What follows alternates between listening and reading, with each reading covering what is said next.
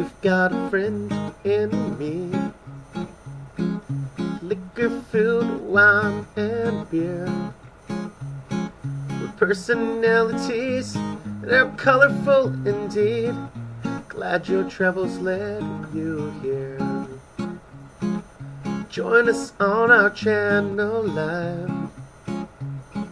See the kind of vids we do. Whatever is your pleasure, we are sure you'll find them here. The Albino Rhino beer review. Sensor here, so advances the crowds, and there's a little roller here, so it just comes along here. And then we just pack off. Make sure the fill levels are good. There's no leakers. Pack off here. Here's another one that This is our pack off table. Well, there's pack off, but this is where we do the gluing. So this came from Bibles for Mission. $3. This is my glue stick stand. These are hooks that came out of my shed. And then these are like, look at that. That's like a clothes hanger right there. The holster for the glue gun. This actual little table here came out of this was scrap wood. Charles rebuilt it for us out of parts scrap from his. Charles McLean, who started our brewery, he's a consulting brewmaster, brews with the brewery, has his own little brewery up at Mount Forest, and started another new brewery. Where's he starting the brewery, Matthew? I forget. Where's Charles starting the? Hanover. Hanover. Plainvales is just outside of Mount Forest, up Highway 6, and then he's moving the brewery to Hanover. Yeah. So at least that's what my plans to do. Yeah, he's a busy guy. The plans are beautiful. He's ordered a lot of the equipment. You know, sometimes startups, they take a little longer than that. You know, sometimes you think it'll be done in a year. Sometimes it takes 2 or 3 years because, you know, we've got to work with local government, different levels of government, and your community, work with the community, get all those approvals. But Charles is still part of our team, which is great. And a friend of ours and inspiration. I think he's one of the reasons I started brewing 20 years ago. Well, I started, great guy. Started Wellington Brewery, Charles. You know, one of the greatest. 85, this one 95. Seeps Hotel. Seeps hometown. He was the first brewing consultant for Bose, for Hockley Valley, for Highlander. Spruce Goose, Young and Eglinton. He's touched. One in Mississauga, I can't remember. Old Credit? No. This was Okay. I can't remember right now. Come to me. But he's a granddaddy of Ontario craft beer. Yeah, he's very well known for like his unbelievable formulator of recipes, and very traditional, but beautiful beers, sessionable beers. Charles is all about sessionability, which we love too, but we also like brewing on the fringe. I think it's important to take chances, you know, be willing to fall flat on your face. And sometimes some of the craziest experiments or accidents turn out to be some of the greatest beers, especially on like experimental. Sorry, water. I must knock the valve off. Sorry, but it took about 3 days, 2.5, 3 days, 12 and a half Plato OG, and we get down to about 2.5. Yeah. And so Harvest Loggers in here. We brew for like the World Charms, the Borealis. So it's. I was going to ask you what was in there because I've been watching that water since we've been over on this side of the brewery. Yeah. So I just brewed this Friday.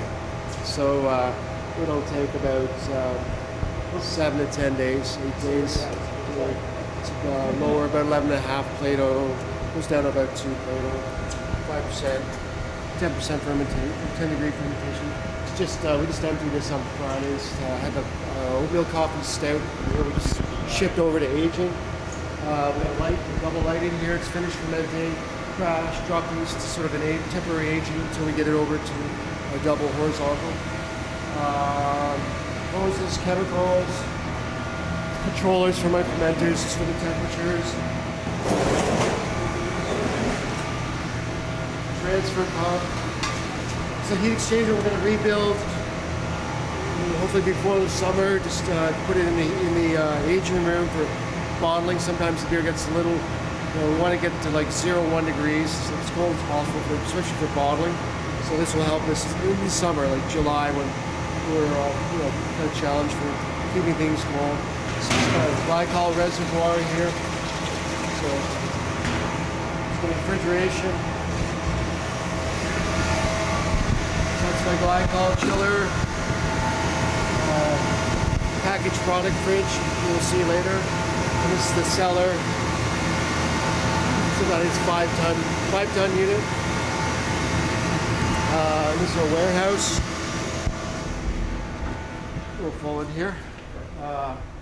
This is all packaging, getting ready for Tuesday. We're packaging, so off tomorrow, family day.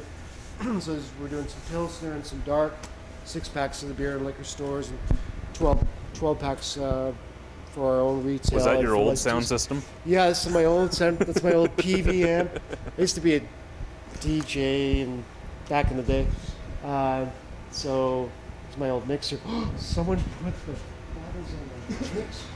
My vacuum 12 channel right there.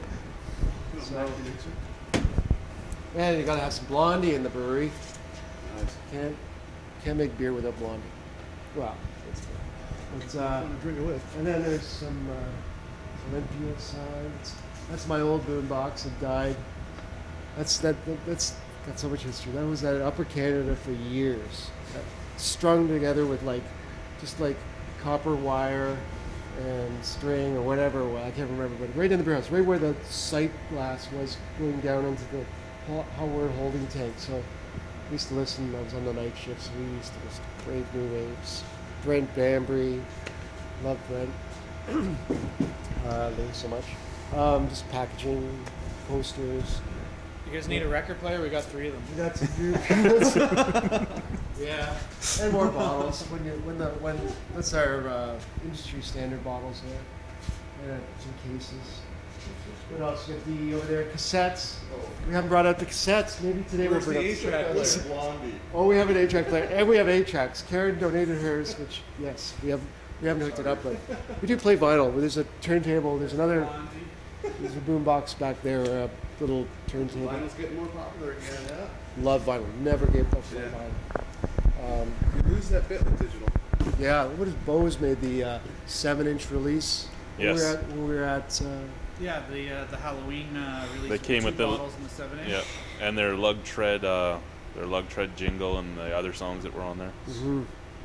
So cool. Yeah, we got I have that we had the somewhere beer in at the home. box, but we never got the 7-inch. We were supposed to get, they hadn't been They made hadn't yet. been made yet when we were there. But great design, great beers, but great innovative design. Good people there, such good people. What else do we have? Some umbrellas and 6-packs and old fridge. That's whatever seats my old minivan. Still have it. Okay, let's walk into this up. Clean hoses hang on the walls. Dirty, we hang them over the AVs. It's cold in here. Won't come in for too long. Everything's cool. Oh, maybe I was gonna put some pressure. We could sample the tanks, but we could. Yeah, we'll try. So we'll get this plastic coming in. So these are our AVs, our horizontal aging, conditioning, or lagering tanks. Triple, double, 3 singles, bright tanks, beautiful little Spadoni. These are gorgeous tanks. These are one of my favorite parts of the brewery. Ivan Kovarik, he's retired now. He had a fabricating company in Guelph called Art Fab. Made brew houses for Creedmoor, the first brewery in Creedmoor, Connors, I believe. These tanks were fabricated. Some of the most beautiful, well polished, and just the way they were installed on these frames, they're just perfectly canted. So once you filter the beer out, there's still a bit of yeast in, but the way these are just a couple of degrees higher filter in the back. Takes out the beer perfectly, and then we just going to clean these afterwards. Takes like 5 minutes. For Canada, we had like 2 aging double triples. It would take hours to clean one tank because they more liquid in some of them. These are just so well done. Great little filter. No dosing pump. It's like old school. I love it. So, you know, dosing pumps always, you know, the seals, gaskets, they always wear because of the 9 tenacious earth. It's kind of coarse. So, here you just use pressure. So there's like an S tube. So the beer first goes in here. You can use beer or water to pre-coat your filter if you're in like a more of a rural setting where water is challenging. You don't want to use so much beer. You can pre-coat with beer. So it's 1 hectoliter, about 100 liters total. And there's 19 screens in here, fine mesh screens. So it makes the here first creates like a coating above the top of the screens. And then you bring the beer through, it spaces the protein and the yeast, so it allows the beer still to clarify the beer. It's like a coarse filter, wine filter, these wineries, soft drink. And then we put like 20-inch, 1 micron, 0.5 micron cartridges before they go into the bright tanks. Still, we've already tanked off these tanks. Some storage to use for bottles, 16 hectoliters total. So we get a bit of carbonation in aging, but we further carbonate and we have ceramic stones in each tank. We apply gas into them and we take it up to 2.6 volumes, 6.5 volumes for a draft, CO2 to beer, 2.9, 2.95 for a bottle product. Once we crash our beer in the fermenters, once it's fermented, take it down to 4 degrees, let it sit for a couple of days, 2 days to let it all settle out. Then we ship it in here. 1 week, 2 weeks, I would say we operate. That's somewhere we're looking to expand on is reduce our aging costs. It's just the hose for bottling. Yes. So, how's that? Oh, and hops we use. Sorry, I watched it.